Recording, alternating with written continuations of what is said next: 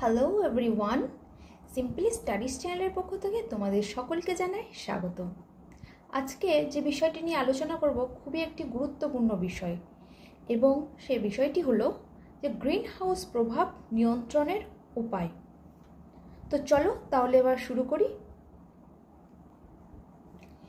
এই green house প্রভাব হলো এমন একটি সমস্যা যেটি অতি দ্রুত ও সম্পূর্ণ নিয়ন্ত্রণ করা কখনোই সম্ভব নয়, একেবারেই অসম্ভব।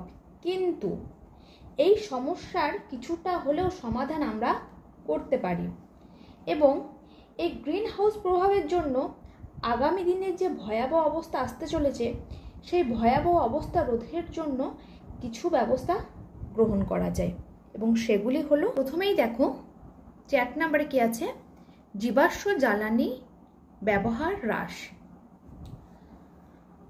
ধরো আমরা যদি এই কয়লা, খনিজ তেল, প্রাকৃতিক গ্যাস এগুলির ব্যবহার যতটা সম্ভব কমিয়ে ফেলতে পারি, তাহলে কি হবে যে কয়লা, খনিজ তেল, এই প্রাকৃতিক গ্যাস থেকে নির্গত হয় যেসব গ্যাসগুলি, যেমন carbon die oxide, carbon monoxide, এই গ্যাসগুলির নির্গমন অনেকটাই কমে যাবে। 2 নম্বর, অচিরাচরিত শক্তির ব্যবহার বৃদ্ধি। আমাদেরকে এই বৈদ্যুতিক শক্তির পরিবর্তে সৌরশক্তি, বায়ু, জোয়ার ভাটা, সমুদ্র স্রোত, ভূতাপ, গোবর গ্যাস ইত্যাদি শক্তির ব্যবহারের প্রবণতা বাড়াতে হবে। 3 নম্বর, যানবাহন নিয়ন্ত্রণ। পরিবহন যানগুলিতে ইউরো প্রযুক্তি ব্যবহার ও ইঞ্জিনের ক্ষমতা বৃদ্ধির মাধ্যমে জ্বালানির অপচয় ও ধোঁয়া নিয়ন্ত্রণ করতে হবে। এক্ষেত্রে আরেকটি গুরুত্বপূর্ণ বিষয় হলো যে ব্যাটারি ও পরমাণু শক্তি চালিত যে গাড়িগুলি, সেই গাড়িগুলির ব্যবহার বৃদ্ধি করতে হবে, এবং উন্নত দেশে যানবাহনে যথেচ্ছ ব্যবহার কমাতে হবে।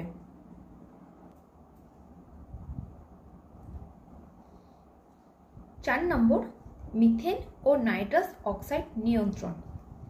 মিথেন ও নাইট্রাস অক্সাইড নিয়ন্ত্রণ করতে গেলে সবার আগে আমাদের জলাভূমিতে ধান চাষ বন্ধ করতে হবে, কারণ এই জলাভূমিতে জলজ উদ্ভিদের পচন থেকেই কিন্তু অতি দ্রুত এবং প্রচুর পরিমাণে মিথেন গ্যাস উৎপন্ন হয়। আর কি করতে হবে?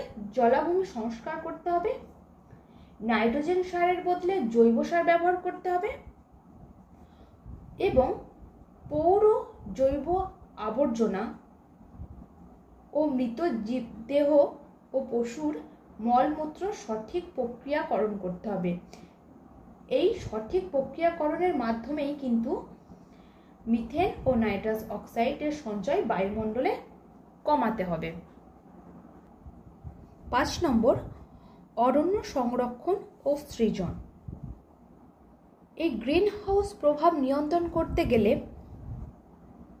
আমাদের গাছ কাটা একেবারেই চলবে না, অর্থাৎ অরণ্য ছেদন হ্রাস, আর প্রচুর পরিমাণে গাছ লাগাতে হবে, এবং কৃষি ও সামাজিক বনসৃজন করে সবুজ বলয় তৈরির দিকে গুরুত্ব দিতে হবে, যার ফলে গাছপালা বায়ুর অতিরিক্ত কার্বন ডাই অক্সাইড শোষণ করতে পারে এবং অক্সিজেন ত্যাগ করে পরিবেশের ভারসাম্য ও উষ্ণতা নিয়ন্ত্রণ করতে পারে।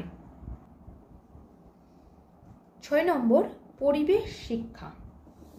শিক্ষাক্ষেত্রে স্কুল থেকে কলেজ স্তরের সকল ছাত্রছাত্রীদের গ্রিন হাউস গ্যাসের উৎস এবং এই গ্যাসগুলির বিরূপ প্রতিক্রিয়া ও কিভাবে নিয়ন্ত্রণ করা সম্ভব, এই সব বিষয়গুলির সম্বন্ধে ধারণা দেওয়ার জন্য পরিবেশ শিক্ষা বিষয়টির ওপর জোর দিতে হবে। 7 নম্বর, ক্লোরোফ্লোরোকার্বন গ্যাসের উৎপাদন বন্ধ। গ্রিন হাউস গ্যাসগুলির মধ্যে এই ক্লোরোফ্লোরোকার্বন গ্যাসটি হলো সব থেকে ক্ষতিকারক একটি গ্যাস। এবং এটির উৎস রেফ্রিজারেটর, এয়ার কন্ডিশনার, রং, বার্নিশ, প্লাস্টিক, ইলেকট্রনিক্স, কম্পিউটার, বিমান শিল্প, বডি স্প্রে, রুম স্প্রে প্রভৃতি থেকে। তাই আমাদের এগুলির ব্যবহার ধীরে ধীরে কমাতে হবে।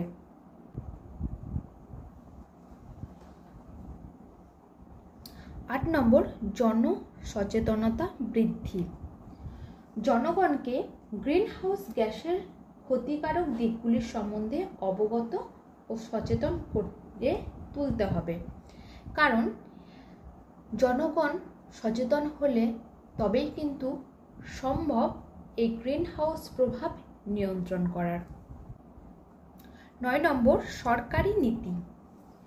গ্রিনহাউস গ্যাস কমানোর জন্য গবেষণার কাজে সরকারি সাহায্য ও উৎসাহ প্রদান এবং এই গ্যাসগুলি যাতে মাত্রা অতিরিক্তভাবে বৃদ্ধি না পায় তার জন্য কঠোর আইন প্রণয়ন করা, এটি একটি অত্যন্ত গুরুত্বপূর্ণ বিষয়। আজকে আমি যে বিষয়টি নিয়ে আলোচনা করলাম এটি খুবই গুরুত্বপূর্ণ একটি বিষয়, আমি আবারও বলছি, কারণ আমাদের প্রত্যেকে সচেতন ও সজাগ হতে হবে এবং গ্রিন হাউস প্রভাব নিয়ন্ত্রণ করার জন্য যে যে ব্যবস্থা গ্রহণ করার কথা আমি বললাম আমাদের সেই সব ব্যবস্থাগুলি গ্রহণ করতে হবে যতটা তাড়াতাড়ি সম্ভব।